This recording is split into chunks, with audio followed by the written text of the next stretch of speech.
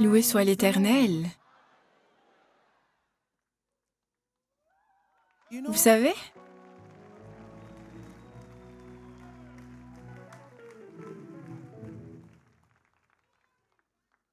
en venant à cet hôtel, une chanson résonnait dans mon cœur. Depuis là-bas, cela se répète. Cela se répète. Et nous allons chanter cette chanson maintenant. Pense aux miséricordes de Dieu dans ta vie. Pense aux miséricordes de Dieu dans ta vie. Que tout ce que tu fais pour lui apporte la gloire. Pense aux miséricordes de Dieu dans ta vie.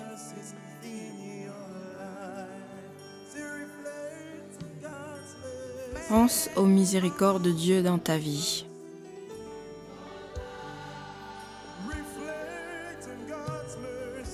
Pense aux miséricordes de Dieu dans ta vie. Que tout ce que tu fais pour lui apporte la gloire. Pense aux miséricordes de Dieu dans ta vie.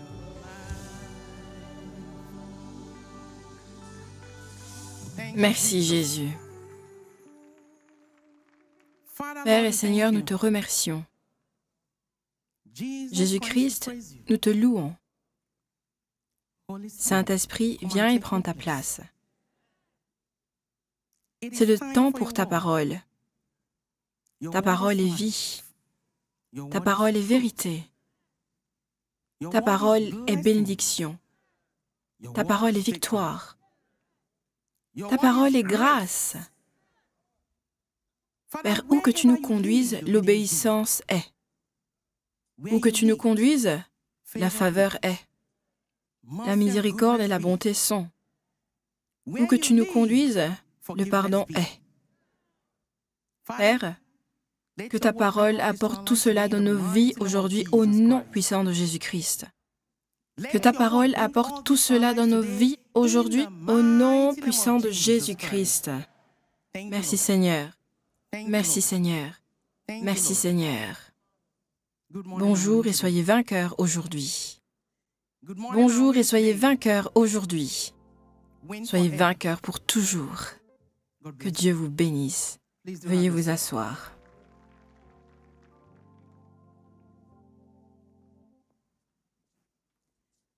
Lorsque vous comptez vos nombreuses bénédictions, chaque doute sur la présence de Dieu dans votre vie s'envolera. En tant qu'enfant de Dieu, un chrétien, lorsque vous comptez vos nombreuses bénédictions, nommez-les l'une après l'autre. Et si vous avez des doutes en vous, au sujet de la présence de Dieu dans votre vie, ils s'envoleront. Pensez aux tests, aux épreuves, aux tentations que les autres n'ont pas pu supporter, mais vous les avez surmontées. Pensez aux désirs, aux besoins auxquels Dieu a miraculeusement pourvu, afin que vous ne soyez pas dans le manque.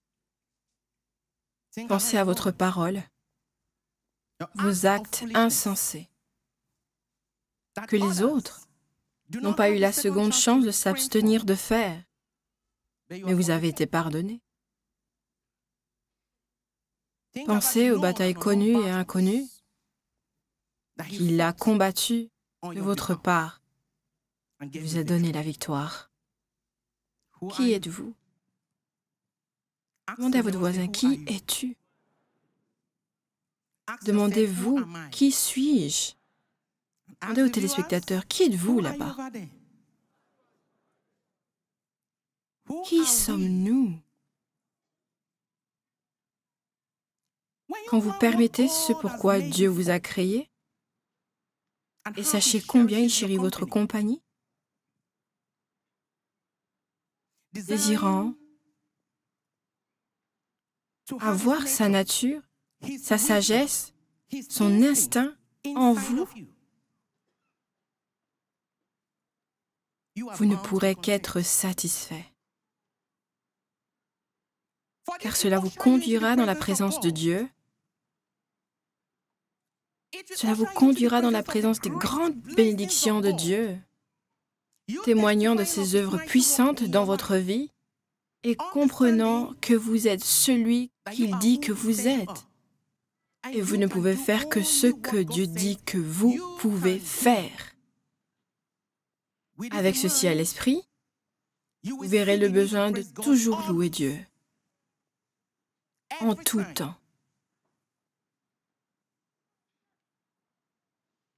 Pour construire une bonne vie, vous pouvez être bloqué pour un moment, mais ne vous arrêtez pas. Continuez d'avancer dans le temps et les voies de Dieu. Dans le processus de construire une bonne vie, vous pouvez être bloqué, coincé pour un moment. Ne comptez pas cela par défaut en doutant de votre Dieu.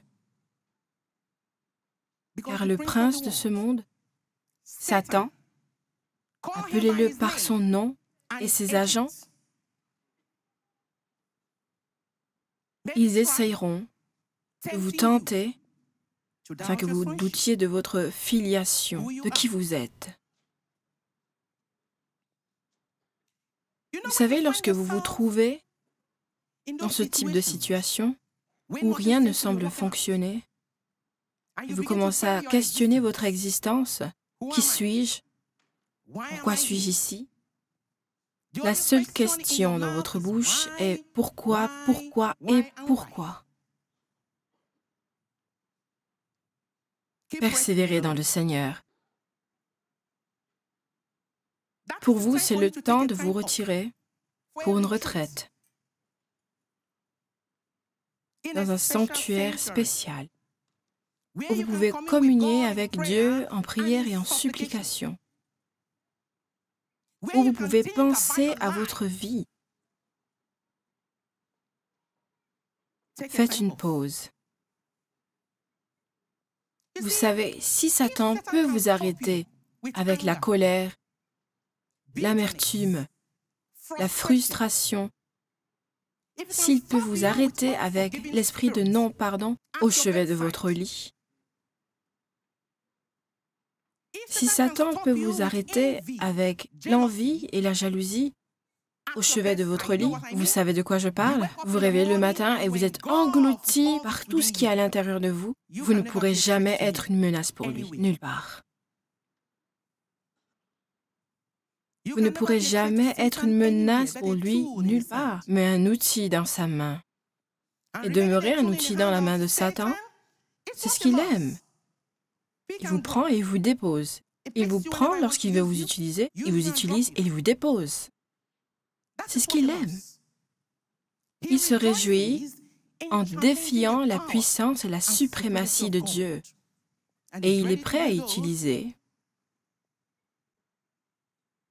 ceux qui se sont soumis à sa volonté. Il est prêt à utiliser ceux qu'il a capturés.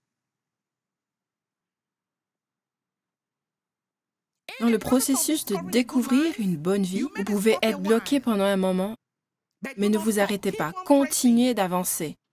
Il est temps pour vous de faire une pause et de vous rendre dans un sanctuaire spécial, un lieu de silence, un lieu de découverte. Vous ne pouvez pas penser lorsque vous êtes perturbé. Lorsque vous êtes pris par les activités agitées du quotidien, où toutes les affaires requièrent votre attention, vous ne pouvez pas penser. Le prophète T.B. Joshua disait que beaucoup autour de vous pourraient ne jamais vous découvrir. Ils pourraient ne jamais vous découvrir, et cela n'est pas important qu'ils le fassent. Ce qui est important est que vous vous découvriez vous-même. Découvrez-vous vous-même. Car la popularité, c'est lorsque les gens vous aiment.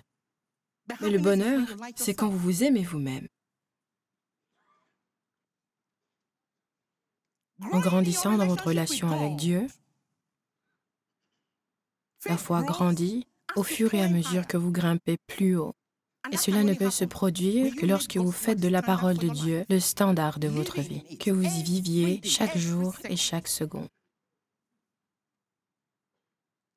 La Bible dit, dans le livre de Romains 8, verset 31, que si Dieu est pour vous, qui sera contre vous? Au fur et à mesure que vous grandissez dans votre relation avec Dieu, votre foi grandit, vous grimpez plus haut et Dieu continuera d'être avec vous. Et quand bien même il serait avec vous, ce qui compte, c'est que Dieu soit avec vous. Personne ne peut être contre vous. Et même s'ils sont contre vous, ce qui compte, c'est que Dieu soit avec vous.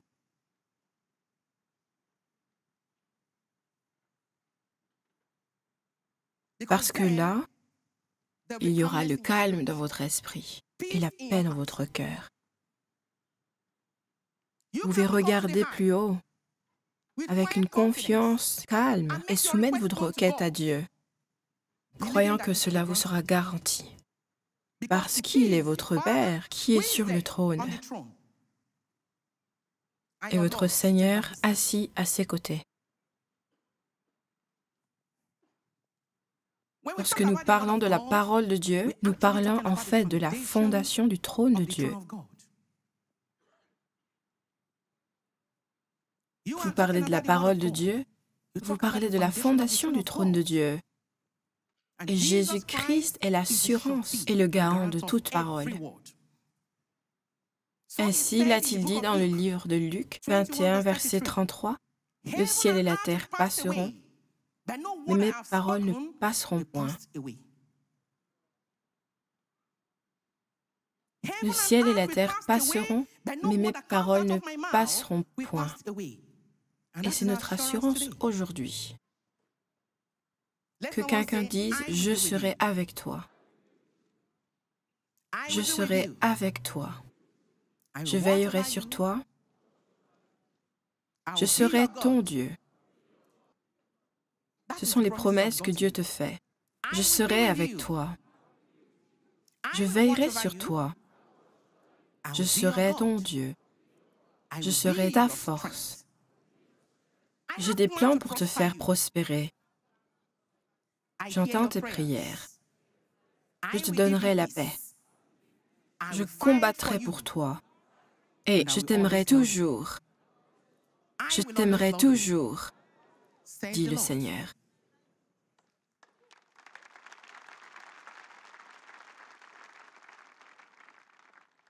Aucune parole de Dieu n'est dépourvue d'accomplissement. Il a parlé et il en sera ainsi.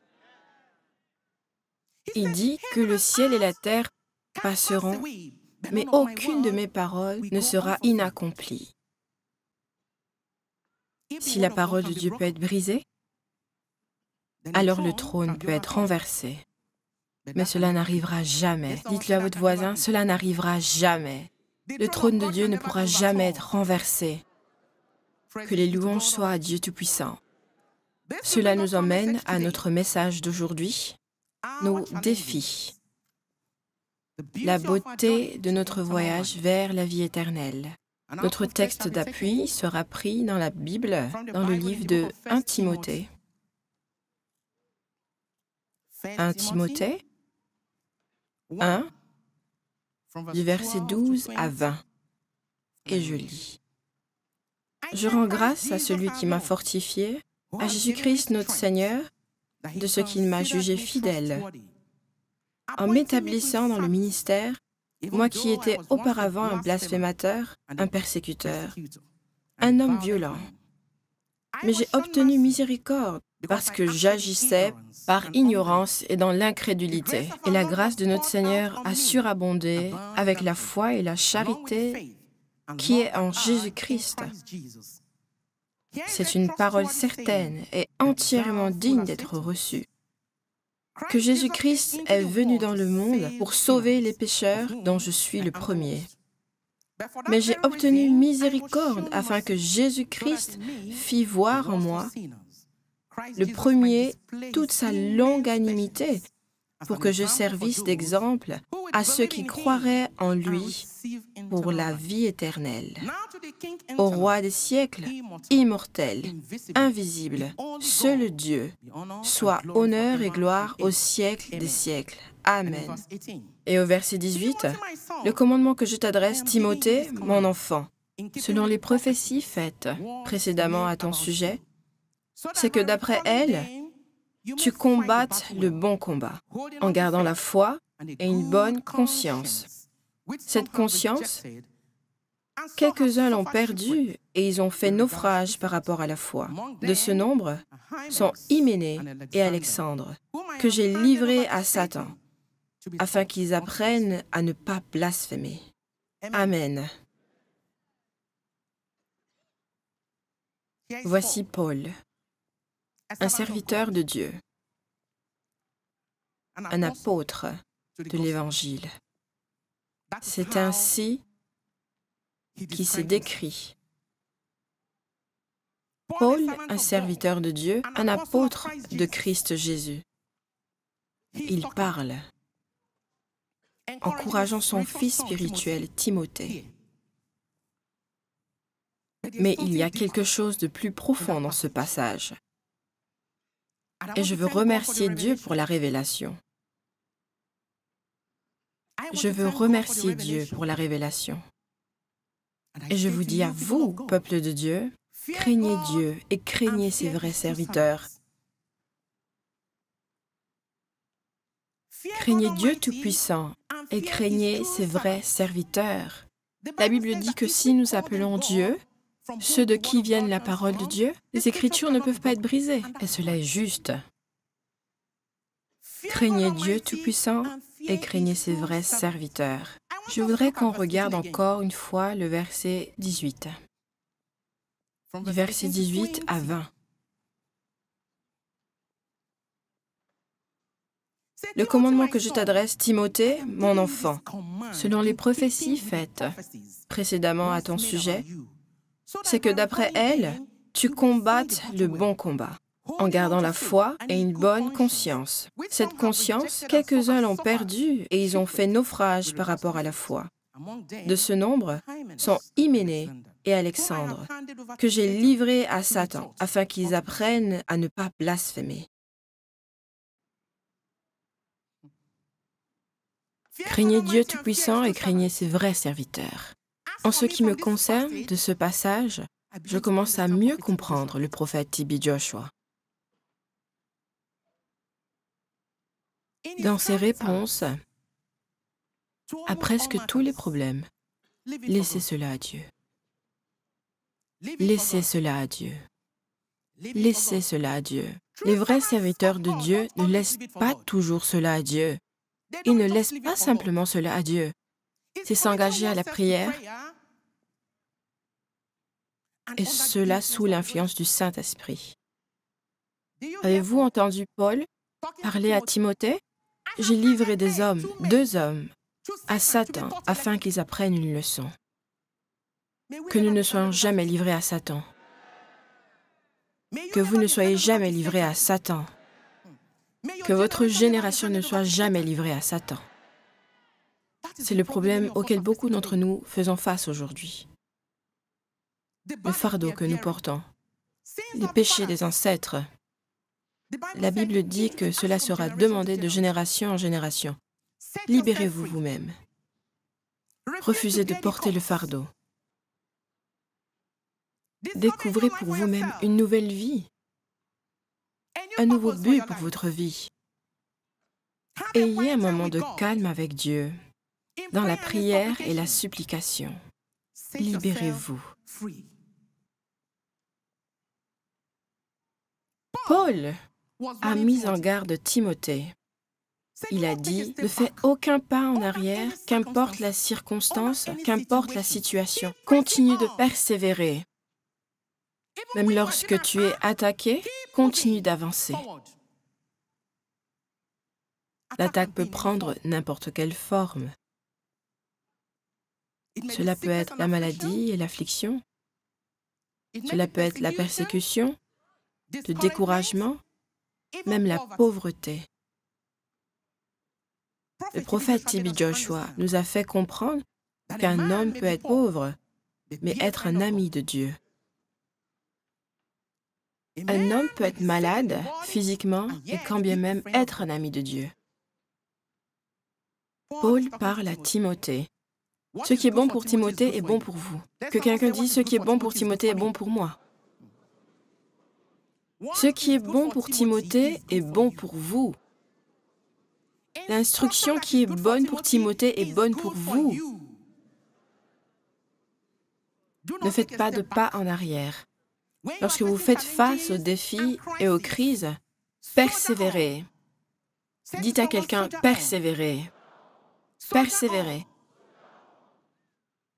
La foi doit être mise en pratique. Vous devez mettre la foi en pratique. Ce n'est pas abstrait. Et où devons-nous mettre la foi en pratique?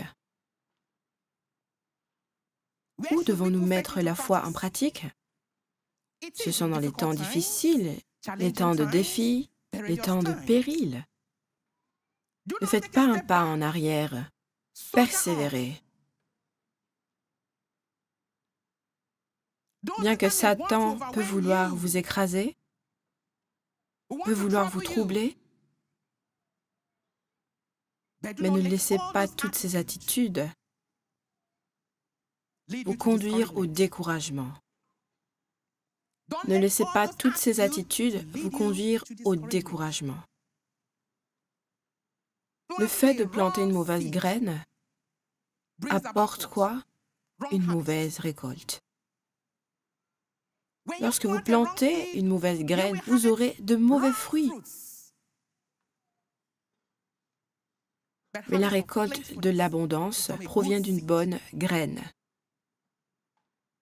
Confessez ce que Dieu dit à votre sujet, ce que la Bible dit vous concernant. Vous êtes devenu un conquérant. Vous êtes devenu un conquérant. C'est-à-dire que vous demeurez stable dans une situation instable. La Bible dit « Je peux tout par celui qui me fortifie ». Et cela en est ainsi. Je peux tout par le Christ qui me fortifie. Vos situations problématiques ont pour but de vous faire avancer, non pas de vous décourager, de vous faire évoluer à un autre niveau, à une autre gloire, en comprenant qu'ici ce n'est pas quoi? Le paradis. Quelque chose doit vous pincer, vous piquer pour tester votre foi. Mais laissez vos défis produire un sens de dépendance à Dieu, afin que cela vous conduise à un niveau plus élevé.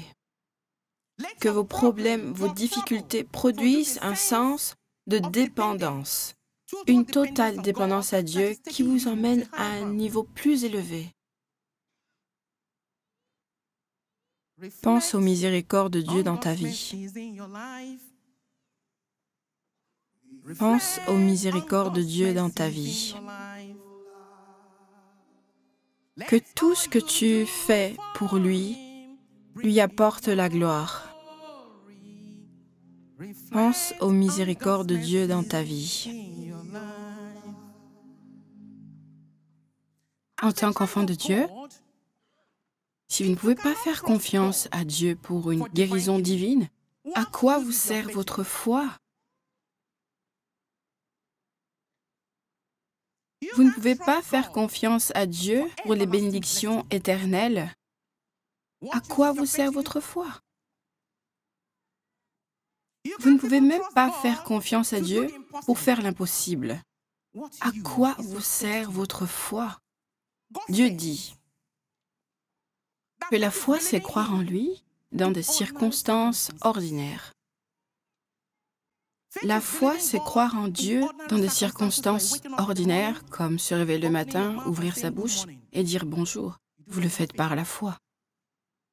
Alors, si vous ne pouvez pas croire en lui, pour faire l'impossible dans votre vie, à quoi sert votre foi en Dieu Tout-Puissant ou en vous? Nos défis sont la beauté de notre voyage vers la vie éternelle. Je voudrais que nous ouvrions notre Bible à nouveau dans le livre de Timothée. 1 Timothée 6, du verset 12 à 14. Combat le bon combat de la foi, saisis la vie éternelle, à laquelle tu as été appelé et à laquelle tu as fait une belle confession en présence d'un grand nombre de témoins. Je te recommande, devant Dieu qui donne la vie à toutes choses, et devant Jésus-Christ, qui fait une belle confession devant Ponce Pilate, de garder le commandement et de vivre sans tâche, sans reproche, jusqu'à l'apparition de notre Seigneur Jésus-Christ. C'est simple. Paul est toujours en train d'encourager Timothée de combattre le bon combat de la foi avec une bonne conscience. Ne bouge ni à gauche ni à droite. Reste concentré en gardant la confession que tu as faite en présence de nombreux témoins. Quelle confession faisons-nous aujourd'hui? Ou quelle confession avons-nous faite dans le passé, dans la présence de nombreux témoins? Quelqu'un peut-il me dire la confession qu'il fait aujourd'hui?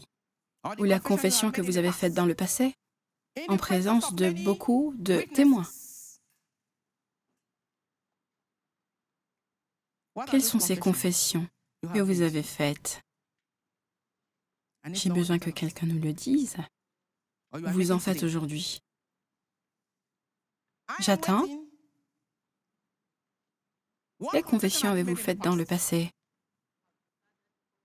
N'avez-vous pas dit que vous êtes un enfant de Dieu? N'est-ce donc pas une confession?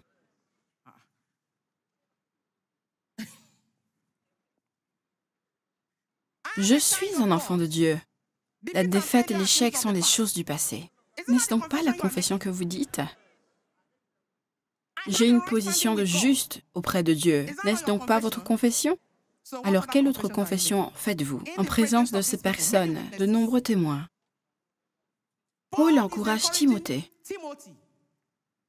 Garde la confession que tu as faite en présence de nombreux témoins. Alors, je vous pose la question aujourd'hui, quelle confession faites-vous ici? Quelqu'un devrait sortir et parler. Alors, mon frère, quelles sont les confessions que tu fais ou celles que tu as faites dans le passé? Ce qui est bien n'est pas assez, le meilleur reste à venir. D'accord. Cela est votre confession. Et en effet, ce qui est mieux ne sera jamais assez. Le meilleur restera toujours à venir. Merci. Ma confession est qu'il me guérisse ou pas, c'est mon guérisseur. Loué soit l'Éternel. Ma confession est que je veux être comme Jésus. Je veux être comme Jésus-Christ. Ma sœur, quelle est ta confession? Je servirai l'Éternel tous les jours de ma vie et je ne servirai aucun autre Dieu à part lui. Loué soit l'Éternel. Loué soit l'Éternel. Alors venez. Ces fruits vous regardent. Viens, mon frère. Madame, approche-toi. Prends ce que tu veux là.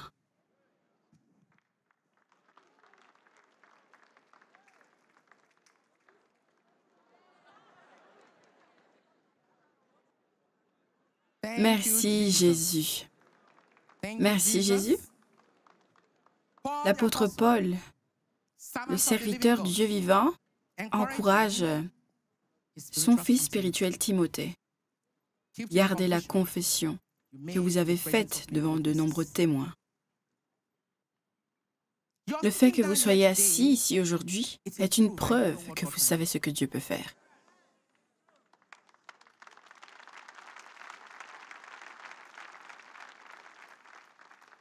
Votre présence ici aujourd'hui est une attestation que vous appartenez à la maison de la foi. Dieu le sait, vous le savez, et même Satan le sait. Et je vous le dis aujourd'hui, enfants de Dieu, le moment où vous dites oui à Dieu, oh oui Dieu, Oui à ses voies, à ses commandements. Vous dites oui à une vie vécue sur un champ de bataille, parce que vous combattrez pour votre paix. Vous combattrez pour votre liberté. Vous combattrez pour votre sécurité et combattrez pour votre joie par la prière et la foi en Dieu. Le but de Satan est de détruire l'œuvre de Dieu, l'œuvre noble de Dieu, sa merveilleuse intervention dans la vie du peuple. Cela est son but. Alors, lorsque vous dites oui à Dieu, je suis un enfant de Dieu, vous dites oui à une vie vécue sur un champ de bataille. Vous vous battrez pour votre paix, vous vous battrez pour votre confort, vous vous battrez pour votre sécurité, vous vous battrez par la prière et la foi en Dieu. Alors faites quoi? Prenez du temps et partez quelque part pour méditer. Vous ne pouvez pas penser lorsque vous êtes perturbé. Toutes les affaires demandent votre attention. Partez dans un lieu spécial, un sanctuaire spécial. Partez en retraite. Vous pouvez avoir un temps de repos et vous découvrir davantage. La vie est une bataille. C'est un combat. Et ce ne sont que les personnes sérieuses qui seront victorieuses. Celles qui sont préparées sont victorieuses dans cette guerre.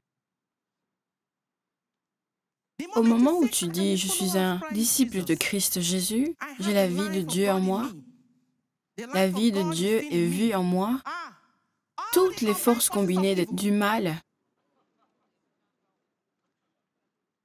vous leur ferez face. Vous ferez face à toutes les forces combinées du mal qui conspirent pour rendre votre vie infructueuse. Mais je vous le dis, enfants de Dieu, peuple de la grâce, faites de cette confession votre carte routière. Dis à quelqu'un, fais de cette confession ta carte routière. Fais de cette confession ta carte routière. Pouvons-nous nous lever? Faites de cette confession votre carte routière. Je m'appuie sur les promesses de Dieu. Je m'appuie sur les promesses de Dieu. Je m'appuie sur les promesses de Dieu. Je vis stablement. Je marche stablement. Je demeure stable dans un monde instable. Je m'appuie sur les promesses de Dieu.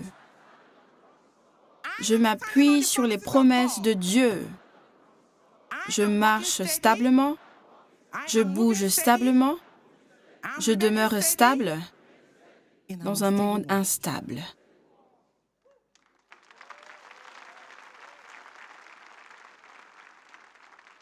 Choisissez de ne pas marcher dans la peur. Choisissez de ne pas marcher dans le doute. Choisissez de ne pas marcher dans la déception. Choisissez de ne pas marcher dans les inquiétudes. J'ai choisi de ne plus pleurer.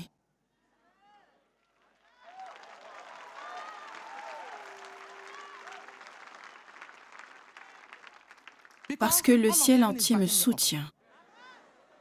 Dites, le paradis tout entier me soutient. Dites, le paradis tout entier te soutient. Merci Jésus. Vous pouvez vous asseoir.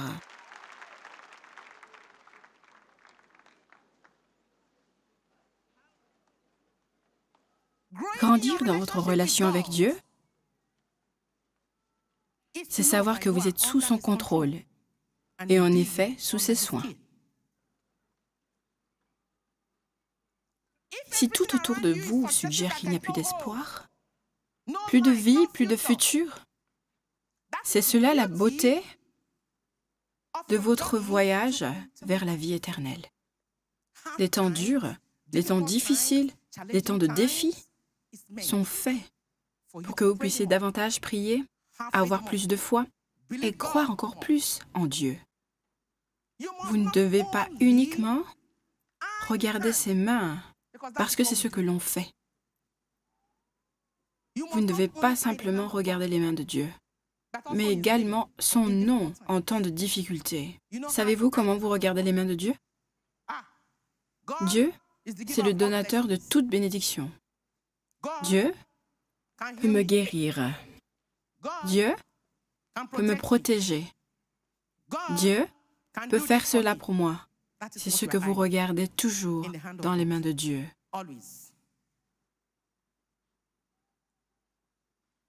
Regardez également son nom en temps de difficulté, que par son nom, vous pouvez bouger les montagnes. Alors, enfants de Dieu, peuple de la grâce, vous devriez remercier Dieu. Bénissons-le de nous donner la grâce de voir les choses de manière différente. Qu'en temps dur, en temps difficile, en temps de challenge, il est sur le trône. Il a dit, le ciel et la terre passeront, mais toute parole, toute promesse que je vous ai faite ne passeront jamais. Il veillera à les exécuter. Bénissons le nom de Dieu avec la compréhension que nous pouvons prier, nous pouvons méditer, nous pouvons aller vers lui au travers de cela. Remercions Dieu. Ces bénédictions durent à toujours. Bénissons le nom de Dieu. Car il n'y a aucune raison pour la foi aussi bonne que la parole de Dieu. Aucune raison pour la foi aussi bonne que la parole de Dieu. Dieu offre la miséricorde. Il offre la miséricorde, mais beaucoup le rejettent. Ne rejetez pas Dieu. Venez à lui comme vous êtes. Venez à lui comme vous êtes, et il vous acceptera, juste comme vous êtes. Je vous bénis aujourd'hui au nom de Jésus-Christ. Que la parole que vous avez entendue en vous se multiplie dans votre cœur au nom puissant de Jésus-Christ. Qu'elle porte des fruits. Je vous laisse dans la foi. Et j'espère vous rencontrer à nouveau dans la foi.